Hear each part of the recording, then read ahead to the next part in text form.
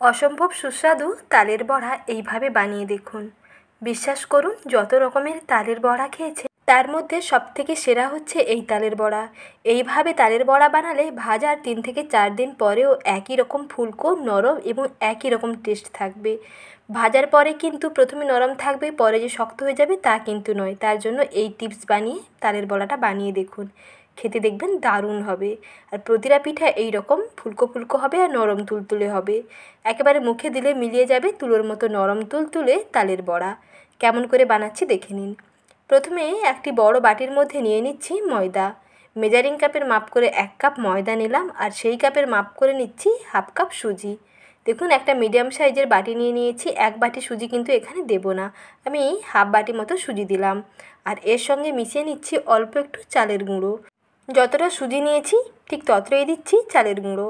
তার থেকে কম হলে কিন্তু ঠিক আছে, কিন্তু এর থেকে কিন্তু বেশি দেবেন না।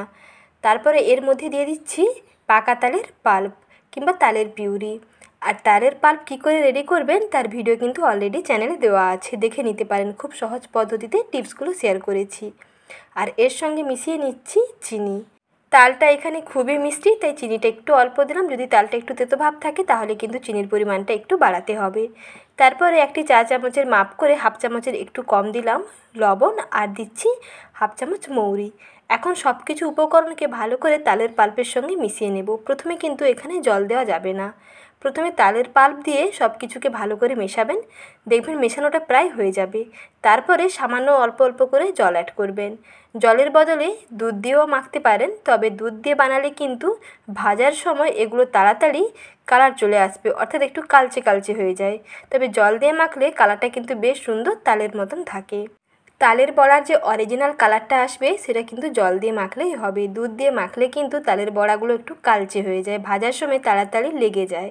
তার জন্য এখানে একটু জল দিয়ে মেখে নিচ্ছি। আর এখানে গুঁড়ো দুধ অ্যাড করতে পারেন, তাহলে কিন্তু দুধের টেস্টটা পাওয়া যাবে। এখন সব কিছুকে ভালো করে মিশিয়ে নিচ্ছি। প্রথমে দেখুন অল্প অল্প করে জল দিচ্ছি। মিশ্রণটা একটু ঘন লাগছে, এখানে আরও কিছুটা জল অ্যাড করে দেব।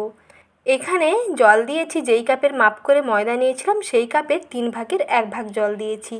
যেহেতু এখানে তালের পাল্পটা বেশি আছে, তালের পাল্পের সঙ্গে বেশিরভাগটা মাখানো হয়ে গেছে, তাই এখানে কিন্তু আর বেশি জল দিতে হয়নি। যেহেতু এর মধ্যে চিনি দেওয়া আছে, চিনিগুলো কিন্তু যখন মেল্ট হবে মিশ্রণটা কিন্তু আরও আগে থেকে একটু নরম হয়ে যাবে। আর সুজিগুলোও একটু জলটা টেনে নিয়ে ফুলে নরম হয়ে যাবে। তারপরে আরও সামান্য একটু জল দিয়ে ভালো করে এরকম ফেটিয়ে নিতে হবে। মিশ্রণটা এখানে একটু নরম করে মাখতে হবে। মিশ্রণটা যত নরম করে বানাবেন পিঠেগুলো তত ফুলকো হবে আর নরম তুলতুলে হবে। আর ভাজার পরে 3 থেকে 4 দিন পর্যন্ত রাখলেও দেখবেন একই রকম নরম থাকবে। আর যদি এই মিশ্রণটাকে শক্ত করে বানানো হয় তাহলে কিন্তু তালের বড়াগুলো শক্ত হবে এবং ভাজার পরে বেশি দিন স্টোর করতে পারবে না, সেগুলো আরও শক্ত হয়ে যাবে। আর এই তালের বড়াগুলো খেতে কিন্তু দারুণ লাগবে। এই পদ্ধতিতে বানিয়ে দেখুন। মিশ্রণের ঘনত্ব দেখিয়ে দিলাম কেমন হয়েছে। এখন অল্প অল্প মিশ্রণ থেকে অংশ নিয়ে ডুবো তেলের মধ্যে ভেজে নিচ্ছি। তার জন্য তেলটাকে প্রথমেই বেশ ভালো করে গরম করে নিয়েছি। গরম তেলের ওপরে অল্প অল্প অংশ নিয়ে এইভাবে তেলের উপরে ছেড়ে দিতে হবে।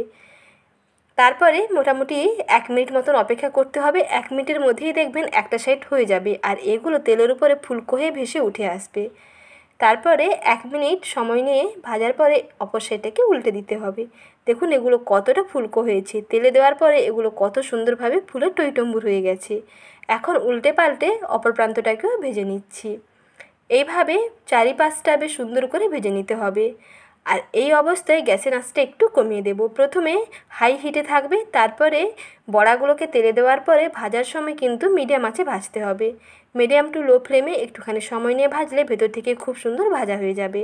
বড়াগুলোর কালার যখন এরকম একটু গোল্ডেন ব্রাউন হয়ে যাবে তখন বুঝতে পারবেন যে বড়াগুলো একেবারে পারফেক্টলি রেডি হয়ে গেছে। এর থেকে কিন্তু বেশি আর কালারটাকে ডার্ক করব না, তাহলে কিন্তু পোড়া পোড়া হয়ে যাবে আর তেতো লাগবে। এমনিতেই তাহলে একটু তেতো হয়, আর বড়াগুলো যদি আরও পোড়া পোড়া হয়ে যায় তাহলে কিন্তু এই পিঠেগুলো খুবই তেতো লাগবে, খেতে কিন্তু ভালো লাগবে না। কালারটা যখন এইরকম মোটামুটি একটু গোল্ডেন চলে আসবে তখন এগুলোকে তেল থেকে তুলে নিতে হবে। দেখুন বড়াগুলো একেবারে রেডি। এখন একটি ছান্তা দিয়ে তেল ঝরিয়ে তুলে নিচ্ছি।